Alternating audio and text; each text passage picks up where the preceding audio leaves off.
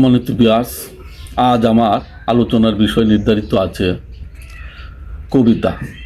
কবিতার নাম হচ্ছে মাদকা সন্তান। লেখক প্রতিবাদী কবি আব্দুল কাদের। মাদকা সন্তানেরা তাহারা সীমাহীন অজ্ঞায় মা বাবার বুক কালি করে দেয়, অন্যায় অনাত্মায় শ্মশান বা গুরুস্থানে মুখী করে দেয়। এই দুই ভাষাকে লেখক বিশ্লেষণ করেছেন তার নিজের ভাষায়। এখানে কবি মাদকা আসক্তি কথা বলেছেন।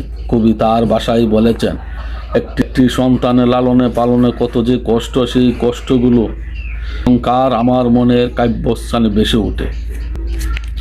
সেই দিন আমি দেখেছি বস নামের লোকটাকে জনতার মঞ্চে উঠে ভাষণ দিচ্ছে, বেশ দামি উপহার নিচ্ছে, করতালি দিচ্ছে।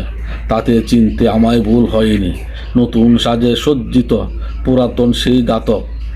এখানে কবি বলেছেন, ভাইরা আমার, এই সন্তান যদি নেশার জগতে আত্মহননে অকালে জীবন প্রদীপ নিভে যায়, তখন মা বাবা ভাই বোন ও স্ত্রী পুত্র তাদের দুঃখের শেষ নেই। আমি প্রতিবাদী কবি আব্দুল কাদের মাদকাসক্তি কবিতা থেকে চয়ন করা হয়েছে। কবি তার ভাষায় বলেছেন, মাদকাসক্তিকে সর্বনাশী নামে অব্যাহত করেছে নদী। কবি বলেছেন, সে পদ্মা নদীর মতো দুর্বিনীতি। সে যখন চলে পদ্মা নদীর স্রোতের মতো প্রবাহমান গতিতে,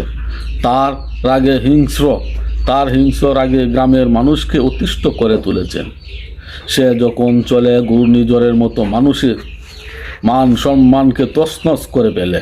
তাকে দমন করা যায় না।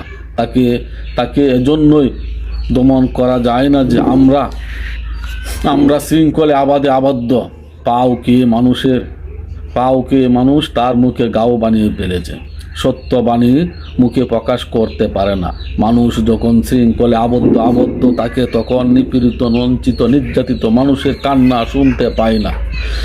তা যেন চার দেয়ালের মাঝে আটকা পড়ে থাকে। সে নেশার জগতে প্রিয়তমা, বঙ্গোপসাগরের মতো সে নিত্য প্রবহমান। তার